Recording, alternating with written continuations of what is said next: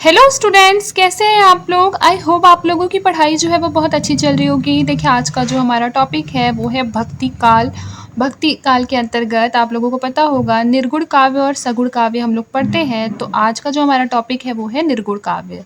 ठीक है, देखिए हिंदी साहित्य में भक्ति काल का महत्वपूर्ण स्थान है। हम सबको पता है भक्ति काल स्वर्ण काल कहा जाता है। ठीक है, फिर देखिए इसे पूर्व मध्य काल भी कहा जाता है। इसे पूर्व मध्य काल भी कहा जाता है। इसकी समयावधि जो है वो संवत 1375 से लेकर संवत 1700 तक मानी जाती है। साहित्य के श्रेष्ठ कवि एवं श्रेष्ठ रचनाएं जो है वो इसी काल में मिलती है। यह हिंदी साहित्य का स्वर्ण युग माना जाता है। यह जो है वो हिंदी साहित्य का स्वर्ण युग माना जाता है। ये तो मैंने आप लोगों को बता दिया। आगे देखिए भक्ति काल का परिचय। तो हिंदी साहित्य के इतिहास के विकासात्मक वर्गीकरण में द्वितीय चरण को मध्यकाल कहते हैं। क्या कहते हैं? मध्यकाल। मध्यकाल को दो भागों में बांटा गया है। पहला हो जाएगा पूर्व मध्यकाल और दूसरा हो जाएगा उत्तर मध्यकाल। पूर्व मध्यकाल को भक्ति काल एवं उत्तर मध्यकाल को रीति काल कहते हैं। डॉक्टर ग्रियर्सन महोदय भक्ति काल को 15वीं सदी का धार्मिक पुनर्जागरण कहते हैं। इस काल में भक्ति की प्रधानता थी, जिस कारण से इसे भक्ति काल की संज्ञा दी गई थी। भक्ति काल का जो समय है वो 1300 ईस्वी से लेकर 1700 ईस्वी तक माना जाता है। इस चीज को याद रखिएगा।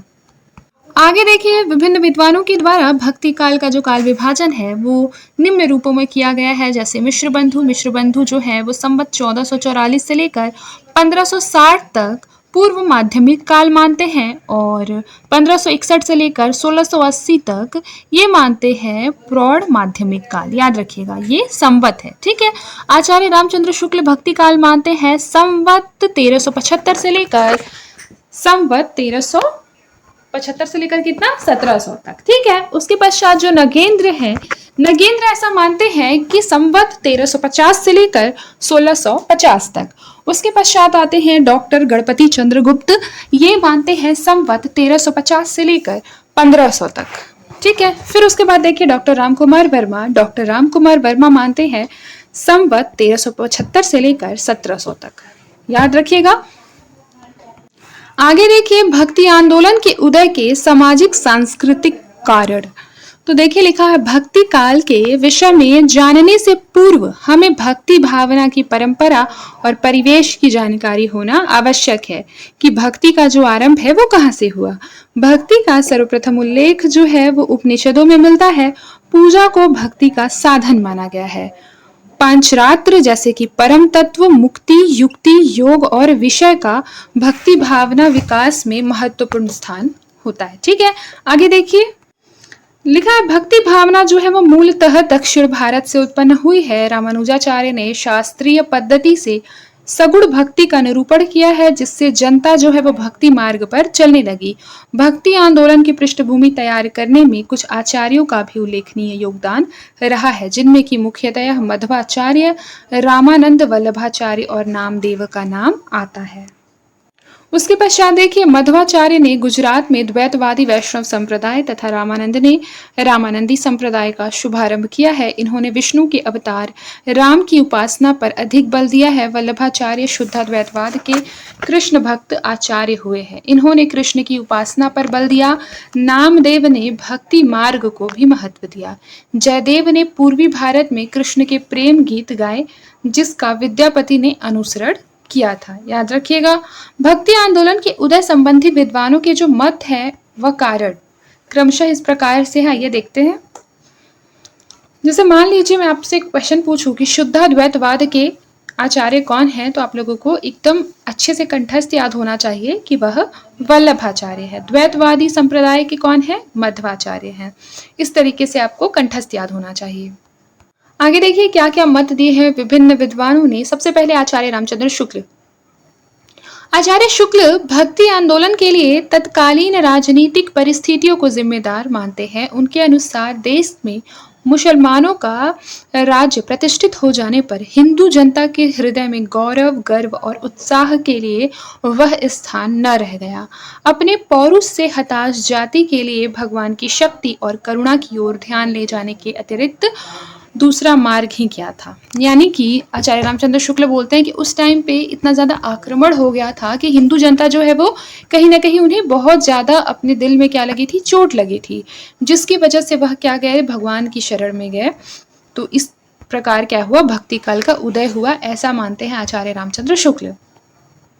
हजारी प्रसाद द्विवेदी जो है उनका जो मत है वो आचार्य रामचंद्र शुक्ल से थोड़ा भिन्न है। वह कहते हैं कि भक्ति आंदोलन का जो प्रारंभ है वो हिंदुओं की पराजित मनोवृत्ति को नहीं मानते। वे कहते हैं कि मुसलमानों के अत्याचार से यदि भक्ति की भावधारा को उमड़ना था तो वह पहले सिंध में यानी कि उत्तर भारत में प्रकट होता, ना कि दक्षिण में।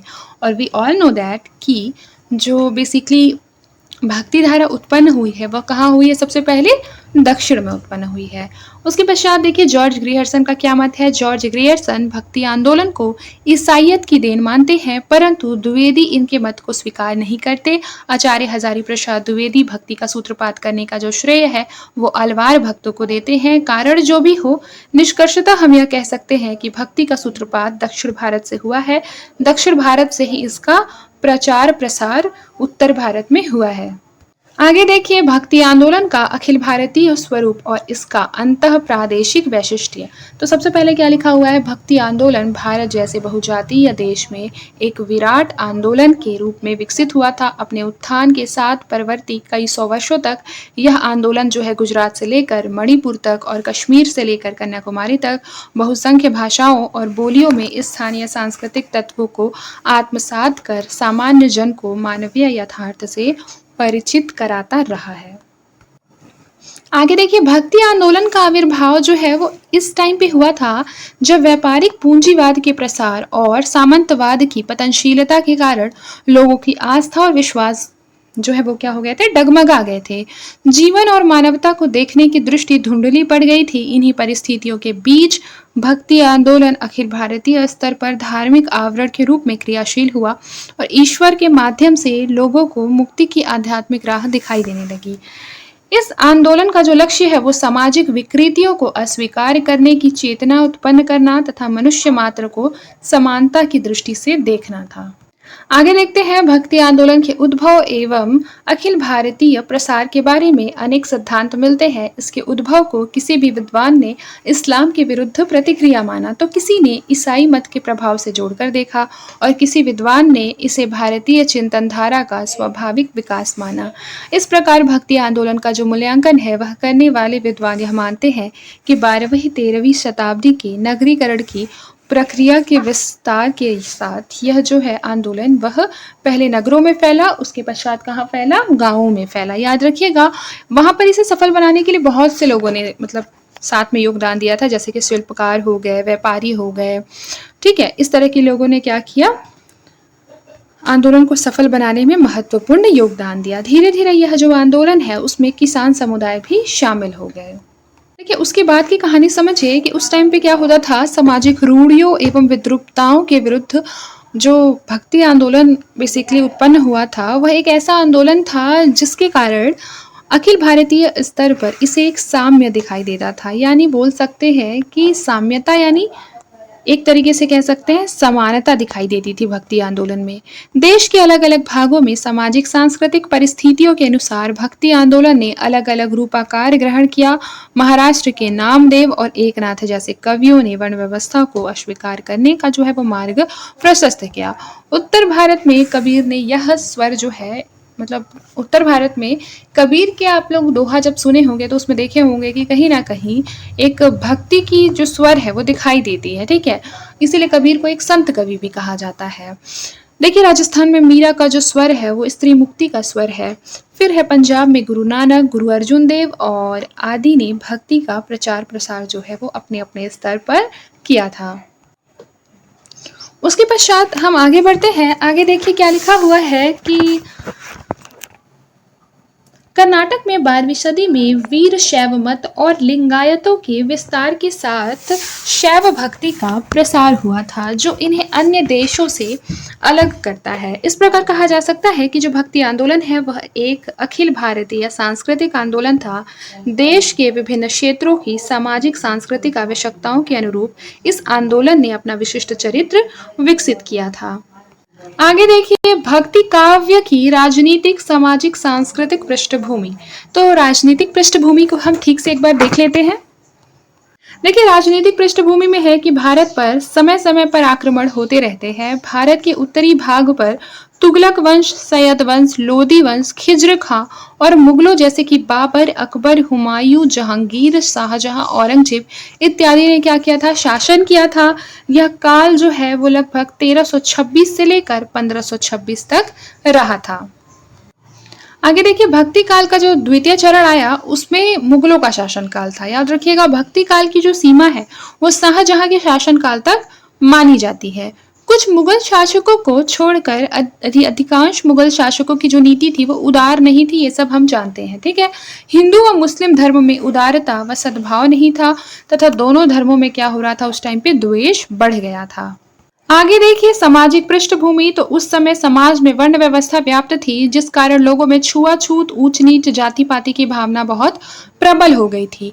हिंदू और मुस्लिम दोनों धर्मों में प्रेम जैसी कोई भावना विद्यमान नहीं थी। मुस्लिम संप्रदाय के लोग हिंदू युवतियों को या तो क्रय करके अथवा अपहरण करके ले जाते थे। उन्हें दोयम या निम्न दर्जे का समझा जाने लगा था। किनको? स्त्रियों को। उनमें से ही अधिकांश युवतियां मुस्लिम धर्म स्वीकार कर लेती थी। इस समय पाखंड, अंधविश्वास, रूढ़ियां एवं कुरीतियां बहुत ज्यादा मात्रा में विद्यमान थी समाज में। आगे देखिए लिखा है बौद्ध धर्म में विकृति दिखाई देने लगी थी उस टाइम पे। यह धर्म हीनयान एवं महायान दो भागों में बट गया था। और याद रखिएगा कोई भी धर्म है अगर उसके कई गुट हो जाते हैं तो उसमें क्या विसंगतियां उत्पन्न हो जाती है। देखिए महायान पुनः दो भागों में फिर से बट गया, वज्रयान और सहजयान। वज्रयान के लोगों की ही भाषा कौन सी है? संधा भाषा। और संधा भाषा में क्या लिखा गया है? सिद्ध साहित्य। ठीक है, फिर देखिए वज्रयान और सहजयान दो भागों में महायान विभाजित हो गया। वज्रयानी ही क्या कहलाए? सिद्ध कहलाए। महायान संप्रदाय की जो जनता है वो अंधविश्वासी एवं रूढ़िवादी थी। इस संप्रदाय के गुरु जादू टोना, तंत्र मंत्र, चमत्कार दिखाकर लोगों को वाम मार्गी बनाकर उनको मांस, मदिरा, मैथुन और मुद्रा, मत्स्य को ग्रहण करने के लिए प्रेरित करते थे। याद रखिएगा महायान संप्रदाय के लोग क्या हो गए थे? अंधविश्वासी हो गए थे। आगे देखिए धार्मिक एवं सांस्कृतिक पृष्ठभूमि। तो मुस्लिम मूर्ति पूजा के विरुद्ध थे। मुस्लिम क्या थे? मूर्ति पूजा के विरुद्ध थे। उन्हें भी हिंदुओं की भांति माला जपते देखा गया परंतु उनमें आंतरिक शुद्धि का अभाव था। बौद्ध धर्म की विकृतियों के विरुद्ध शंकराचार्य ने अद्वैत मत की स्थापना की। विष्णु के अवतारों की भक्ति ने लोगों को आकृष्ट किया। भक्ति का मार्ग सबके लिए खुल गया। अनाचार, मिथ्याचार, आडंबर, पाखंड, कर्मकांड ऐसे ही कुछ अन्य कारक थे जिसके कारण भक्ति आंदोलन को बल मिला एवं इसके लिए पर्याप्त परिस्थितियां बनने लगी। आगे देखिए अलवार संत कौन थे, आइए जानते हैं। तो दक्षिण भारत में आप लोगों को पता होगा कि भक्तों की परंपरा जो है वो बहुत शताब्दी से चली आ रही थी। अलवार जो है वो वस्तुतः क्या होते थे? वैष्णव होते थे, यानी वह विष्णु भगवान की पूजा करते थे। वह वैष्णवों का तमिल नाम क्या होता है? अलवार होता है। शैवों को तमिल में नयनार कहा जाता है। नयनार और आलवार, आप लोगों ने ये चीज बचपन में भी पढ़ा होगा। फिर देखिए लिखा है आलवार भक्तों ने आस्तिकता के प्रचार के लिए एक धार्मिक क्रांति की। इनका जो मुख्य उद्देश्य हो गया था वह भक्ति भावना को जगाना एवं आस्तिकता का प्रचार प्रसार करना था। अलवारों ने वेद, उपनिषद एवं गीता से विचार ग्रहण करके तमिल भाषा में पद शैली में बहुत से गीत लिखे। अलवार भक्तों की संख्या आप लोगों को पता होगा 12 है। उनके नाम इस प्रकार से हैं। पहला है पोरगे अलवार, फिर है भुक्ता अलवार, मया अलवार, उसके बाद है तिरुमालिसैव अलवार, फिर है नम्मा अलवार, फिर है मधुर कवि, उसके बाद है कुलशेखरालवार, उसके बाद है पेरियालवार, उसके पश्चात है आंडाल और उसके पश्चात है तांडर डिप्पोडियालवार, काफी बड़ा नाम है। फिर है तिरूर पानोलवार, उसके बाद है तिरुमगयालवार। इनके पदों का संकलन जो है वो दिव्य प्रबंधम नामक एक ग्रंथ में है जिसमें लगभग 4000 पद दिए हुए हैं। आगे देखिए भक्ति काव्य के प्रमुख संप्रदाय और उनका वैचारिक आधार। तो भक्ति का जो भारत के विभिन्न क्षेत्रों में प्रचार प्रसार करने का कहीं न कहीं एक महत्वपूर्ण भूमिका है, या महत्वपूर्ण योगदान जो है वो किसका है? वैष्णव आचार्यों का है। ठीक है, अभी हम लोगों ने आलवार के बारे में पढ़ा भी। वैष्णव भक्ति को स्थापित करने वाले आचार्य 11वीं से 16वीं शताब्दी के अवधि के हैं, और वैष्णव भक्ति के प्रमुख आचार्य जो है वो निम्नलिखित है। सबसे पहले है रामावत संप्रदाय। तो आप लोगों को मैंने पढ़ाया है, जो रामावत संप्रदाय है उसका प्रवर्तन किसने किया था? रामानंद ने किया था। फिर आगे देखिए कि रामानंद का जो जन्म है वो श्री भक्त सटिक के अनुसार 1368 में प्रयाग में कानिकुब्ज ब्राह्मण कुल में हुआ था। रामानंद अपने गुरु के सर्वाधिक यशस्वी साधक एवं प्रगतिशील विचारक थे। भक्तमाल के अनुसार संत मत के प्रचार प्रसार का श्रेय इन्हीं को जाता है। इनके गुरु जो थे वो राघवानंद थे। भक्तमाल के अनुसार रामानंद ने 12 शिष्य थे, और जिनका जो वर्णन है वो इस प्रकार से है: अनंतानंद, सुखानंद, सूरानंद, भावानंद, नरहरयानंद, पीपा, कबीर, धन्ना, रैदास, पद्मावती, सेना व सुरसुई।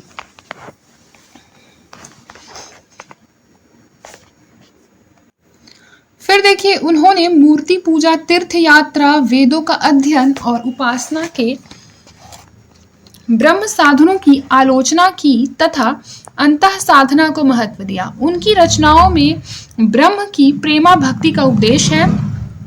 स्वामी रामानंद के विरक्त दल का संगठन जो है वो वैरागी के नाम से किया गया था।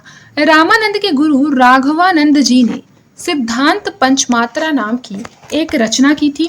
फिर है रामानंद जो है वो दशदा भक्ति के प्रचारक थे। दशदा भक्ति के प्रचार के साथ ही साथ उन्होंने ज्ञान वृत्ति प्रेमियों को भी यह ज्ञान मार्ग का उपदेश दिया। रामानंद से ही प्रेरणा लेकर कबीर ने साधना एवं भक्ति को सभी वर्णों एवं सभी वर्गों के लिए सुलभ कर दिया था। रामानंद की रचनाओं से उनका प्रगतिशील आध्यात्मिक साधनात्मक दृष्टिकोण प्राप्त होता है। श्री संप्रदाय का प्रवर्तन जो है वो श्री रामानुजाचार्य ने किया है। किसने किया है? श्री रामानुजाचार्य ने। इनसे गोस्वामी तुलसीदास जी जो है वो सर्वाधिक प्रभावित थे। देखिए लिखा है, रामानुजाचार्य ने विशिष्ट अद्वैत सिद्धांत की स्थापना की। इन्होंने अवतारी राम को अपनी विष्णु भक्ति का उपास्य देव स्वीकार किया। इनका मत था कि पुरुषोत्तम ब्रह्म सगुण और सविशेष है। सगुण और सविशेष है। आगे देखिए श्री संप्रदाय के बारे में क्या लिखा हुआ है। लिखा है कि वे भक्ति को ही मुक्ति का साधन स्वीकार करते हैं। इनका कहना था कि व्यक्ति को दास्य भाव से प्रभु की सेवा करनी चाहिए। यह जीव को दास व परमात्मा को स्वामी मानते हैं। लिखा है, तत्वमसी का अर्थ होता है वह तू है। न लगाकर रामानुजाचार्य जी कहते हैं कि इसका तात्पर्य है कि तू उसका सेवक है। ठीक है, अब ये हम लोगों का श्री संप्रदाय हो गया। अब उसके पश्चात हम लोगों का ब्रह्म संप्रदाय देखते हैं। तो ब्रह्म संप्रदाय के कहीं ना कहीं जो प्रवर्तक है वह मध्वाचार्य जो है माने जाते हैं। देखिए लिखा है, मध्वाचार्य का जो संप्रदाय है वो ब्रह्म संप्रदाय के नाम से प्रसिद्ध है। आगे देखिए लिखा है, इनका जो जन्म है वो दक्षिण भारत के बेलीग्राम नामक स्थान पर हुआ था। ये अद्वैतवाद के घोर विरोधी थे और इन्होंने क्या किया? द्वैतवाद की स्थापना की। आप लोगों को पता होगा अद्वैतवाद जो है वो शंकराचार्य का है। उसके पश्चात देखिए इसमें लिखा है कि इनके मत में भगवान विष्णु 8 गुणों से युक्त एवं सर्वोच्च तत्व है। जगत सत्य है। ईश्वर और जीव का भेद, जीव का जीव से भेद, जड़ का जीव से भेद ही वास्तविक है। याद रखिएगा। इसके अनुसार मुक्ति का सर्वश्रेष्ठ साधन जो है वो अमला भक्ति है। क्या है? अमला भक्ति। वेद का समस्त तात्पर्य कौन सा है? विष्णु ही है। वेद का समस्त तात्पर्य जो है वह कौन है? विष्णु है। फिर देखिए रुद्र संप्रदाय। रुद्र संप्रदाय का प्रवर्तन श्री विष्णु स्वामी ने किया था। रुद्र संप्रदाय का प्रवर्तन जो है वो श्री विष्णु स्वामी ने किया था। डॉक्टर भंडारकर के अनुसार इनका जो जन्म है वो 13वीं शताब्दी में हुआ। इनके मतानुसार ईश्वर जो है वो सच्चिदानंद स्वरूप है। माया ईश्वर के अधीन ही रहती है। इनकी मान्यता है कि ईश्वर का जो प्रधान अवतार है वह नृसिंह का है। किसका है? नृसिंह का। देखिए दार्शनिक दृष्टि से इनका जो दर्शन है वो शुद्धाद्वैत कहलाता है। क्या कहलाता है? शुद्धाद्वैत कहलाता है। इनके प्रमुख शिष्य जो है वह कौन है, बताइए कौन है? वल्लभाचार्य है। कौन है? वल्लभाचार्य। फिर देखिए रसिक संप्रदाय क्या होता है। निम्बारकाचार्य का संप्रदाय जो है वो रसिक और सनकादि है। इसमें राधा कृष्ण की युगल उपासना का विधान है। ये भक्ति को ही मुक्ति का साधन मानते हैं। फिर देखिए तथा विष्णु के अवतार रूप कृष्ण जो है वो इनके उपास्य हैं। डॉक्टर भंडारकर के अनुसार इनका जो समय है वो 1162 ईस्वी के आसपास माना गया है। इनका दार्शनिक सिद्धांत है भेदा भेदवाद या द्वैता द्वैतवाद। फिर देखिए जीव अवस्था में भेद से ब्रह्म के साथ भिन्न भी है तथा अभिन्न भी। जीव ब्रह्म का अंश है, ब्रह्म अंशी है। जीव अणु अल्पज्ञ है। उसके अतिरिक्त रसिक संप्रदाय में क्या बोला गया कि स्वामी हरिदास का सखी संप्रदाय भी इसी की शाखा है। याद रखिएगा स्वामी हरिदास की संप्रदाय का क्या नाम है? तो हरिदास के संप्रदाय का नाम है सखी संप्रदाय। निम्बारकाचार्य के 4 शिष्य थे जो इस प्रकार से थे। पहला था श्रीनिवासाचार्य, फिर है औदुंबराचार्य, फिर है गौरमुखाचार्य और लक्ष्मण भट्ट। फिर देखिए लिखा है निम्बार्क संप्रदाय में निम्बारकाचार्य को सुदर्शन चक्र का अवतार माना जाता है। आगे देखिए लिखा है निम्बारकाचार्य के द्वारा रचित प्रमुख ग्रंथ जो है वो निम्नलिखित है। पहला हो जाएगा वेदांत परिजात सौरभ, उसके पश्चात है 10 श्लोकी, उसके बाद है कृष्ण स्तवराज, उसके बाद है मंत्र रहस्य षोडशी, उसके पश्चात है प्रपन्न कल्पवल्ली। आगे देखिए वल्लभ संप्रदाय के बारे में पढ़ लेते हैं थोड़ा। देखिए वल्लभ संप्रदाय, तो श्री वल्लभाचार्य ने वल्लभ संप्रदाय का प्रवर्तन किया था। इनका जो जन्म है वो रायपुर जिले के चंपारण नामक स्थान पर हुआ था। इनका जो समस्त जीवन है वह उत्तर भारत में बीता था और ये तेजस्वी महात्मा थे। इनका जो संप्रदाय है वो आज स्वतंत्र संप्रदाय के रूप में प्रसिद्ध है। दार्शनिक दृष्टि से इस संप्रदाय का सिद्धांत जो है वो शुद्धाद्वैत कहलाता है। क्या कहलाता है? शुद्धाद्वैत कहलाता है। आप लोगों को बता दूं कि शुद्धाद्वैतवाद के जो जनक है वह कौन माने जाते हैं? कौन माने जाते हैं? मैंने आप लोगों को पढ़ाया है, वल्लभाचार्य। ठीक है, आगे देखिए आगे क्या है कि माया ब्रह्म से सर्वथा अलिप्त है। ब्रह्म अपनी संधिनी शक्ति से सत का संवित शक्ति से चित्त एवं आह्लादिनी शक्ति से आनंद का आविर्भाव करता है, यानी कि उत्पन्न करता है। इसमें आगे है कि जीव सत्य व नित्य है, उसकी उत्पत्ति नहीं होती। याद रखिएगा, उसकी उत्पत्ति नहीं होती। जीव एक अणु है। जीव 3 प्रकार के होते हैं, शुद्ध जीव, संसारी जीव और मुक्त जीव। जीव कितने प्रकार के होते हैं? शुद्ध जीव, संसारी जीव और मुक्त जीव। जड़ जगत न उत्पन्न होता है न ही नष्ट।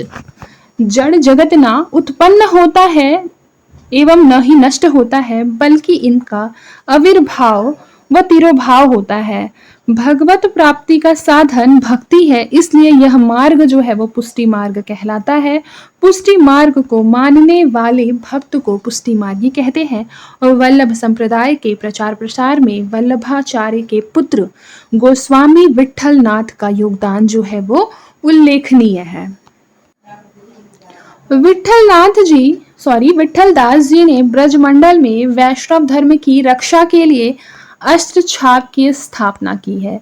वल्लभाचार्य के द्वारा लिखे गए प्रमुख ग्रंथ जो है वो निम्नलिखित है। पहला देखिए पूर्व मीमांसा भाष्य, फिर है अणु भाष्य, फिर है श्रीमद् भागवत गीता के 10वें स्कंद पर सुबोधनी टीका, फिर है तत्वदीप निबंध, फिर है श्रृंगार रस का मंडन, फिर है पंच श्लोकी। आगे देखिए अन्य संप्रदाय एवं उनके आचार्य, तो हरिदासी या सखी संप्रदाय स्वामी हरिदास, अद्वैतवाद शंकराचार्य पढ़ाया है। राधा वल्लभी संप्रदाय स्वामी हित हरिवंश, गौड़ीय संप्रदाय चैतन्य महाप्रभु। आगे देखिए आगे क्या लिखा हुआ है कि निर्गुण कवि एवं उनका काव्य। तो भक्ति काल को सामान्यतः 2 भागों में बांटा गया है, पहला निर्गुण, दूसरा सगुण। निर्गुण काव्य धारा को पुनः 2 शाखाओं में विभाजित किया गया है, पहला संत काव्य धारा और दूसरा हो जाएगा सूफी काव्य धारा। तो संत काव्य धारा के कवि ज्ञानाश्रयी तथा सूफी काव्य धारा के कवि प्रेमाश्रयी कहलाए। इसी प्रकार सगुण काव्य धारा को भी पुनः 2 शाखाओं में विभाजित किया गया है, पहला हो जाएगा राम काव्य धारा और दूसरा हो जाएगा कृष्ण काव्यधारा। आगे देखिए निर्गुण भक्ति। तो ब्रह्म के दो स्वरूप होते हैं, एक निर्गुण दूसरा सगुण। ठीक है, निर्गुण भक्ति निराकार ईश्वर की भक्ति है। निर्गुण भक्ति में ईश्वर को घट घट का स्वामी माना गया है। इस भक्ति में गुरु का एक विशेष महत्व है। यह भक्ति मानव को एक ऐसे विश्वव्यापी धर्म से जोड़ती है जहां जाति पाति छुआछूत वर्ण भेद नहीं होता। इस भक्ति में सहज साधना की महत्ता होती है, याद रखिएगा।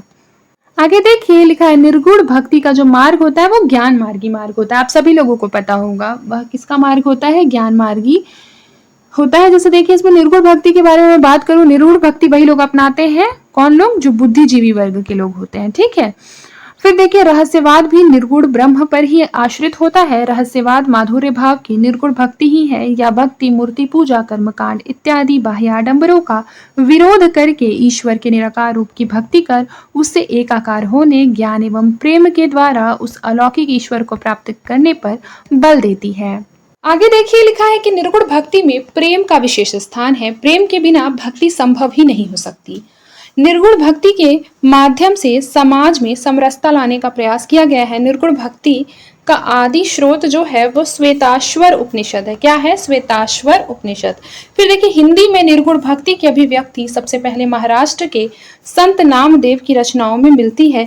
इन्होंने ऐसे भक्ति मार्ग की ओर संकेत किया था जो हिंदू और मुसलमान दोनों संप्रदायों के लिए ग्रहण करने योग्य था। उसके बाद देखिए नामदेव को विठोबा का भक्त भी माना जाता है। नामदेव को क्या माना जाता है, विठोबा का भक्त।